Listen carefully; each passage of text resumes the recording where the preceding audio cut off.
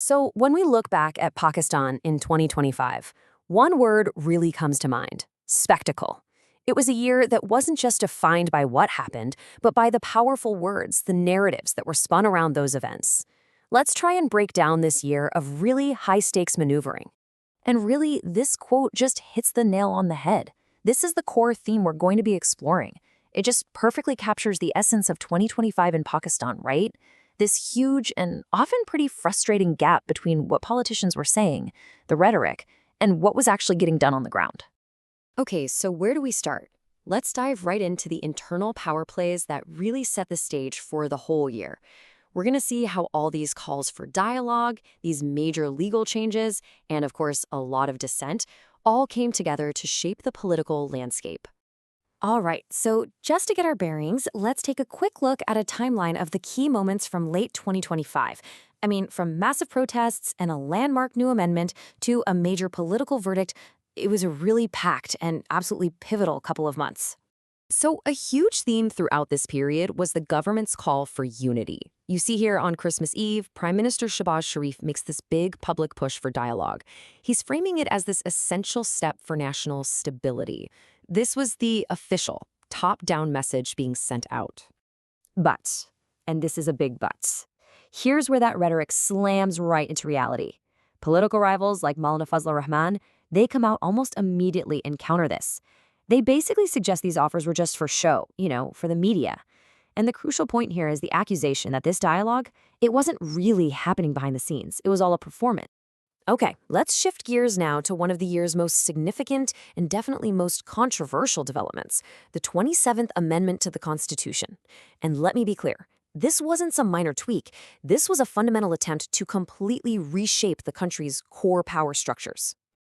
So, you might be asking, what did this amendment actually do? Well, its scope was just massive. It touched on everything from how judges are appointed to shifting the balance of power between the federal government and the provinces, and, most critically, it tried to redefine the whole relationship between the civilian government and the very powerful military establishment. And, as you can imagine, the reaction was sharp. This quote from Fazlur Rahman just brilliantly captures that feeling among the critics, that this massive change was just pushed through without any real consensus.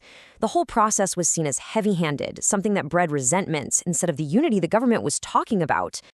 All right, so now let's see how this whole rhetoric versus reality theme played out when the government had to face some major crises, both at home and from abroad.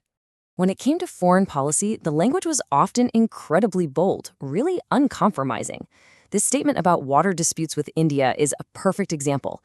It's that strong rhetoric that's not just for international posturing, It's also political ammunition for a domestic audience. It plays well at home.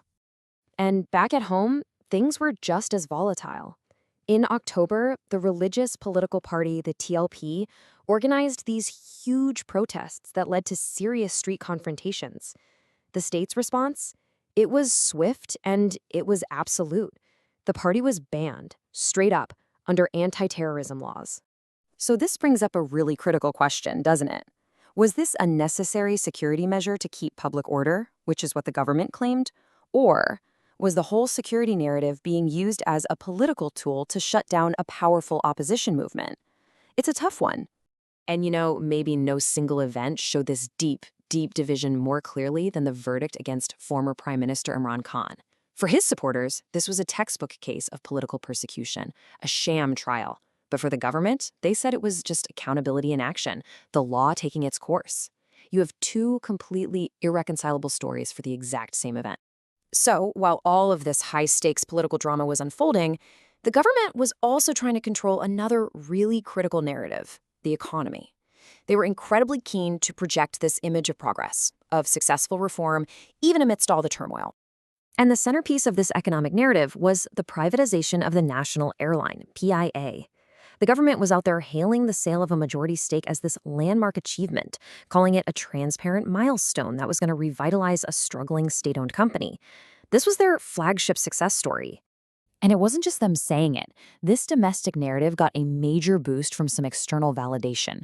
When the World Bank approved hundreds of millions of dollars in support, that was presented as proof positive that the international community was on board with the government's economic policies. It really lent a lot of credibility to their claims of progress. Okay, so let's start pulling all these threads together. When you look back at the political year of 2025 in Pakistan, what does it all really amount to? Was it a year of genuine progress, or was it, well, mostly just a performance? There was this really important undercurrent running beneath everything we've talked about. Throughout 2025, a lot of observers noted the growing influence of the military chief, Asim Munir. And this, naturally, led to these persistent questions about the true balance of power in the country and how strong civilian governance really was.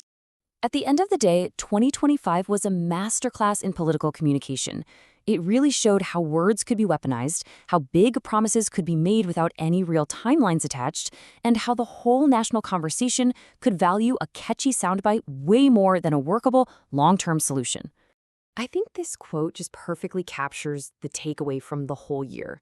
It's a really powerful reminder that, talk is easy, but creating meaningful, lasting change, that's something else entirely.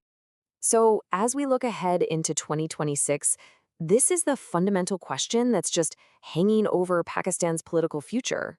Will the focus finally shift from crafting the perfect narrative to actually delivering results, from performance to accountability? That remains the challenge, and honestly, the great unknown for the year to come.